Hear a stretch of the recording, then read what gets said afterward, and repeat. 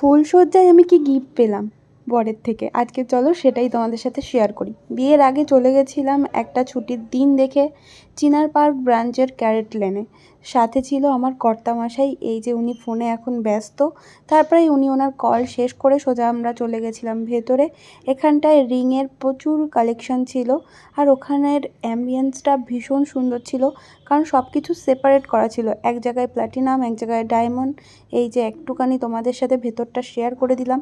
আর আমরা যেহেতু diamond ring কিনতে গিয়েছিলাম, তো এইখানটার সোজা আমরা এখানটায় চলে এসেছি এই কাউন্টারে।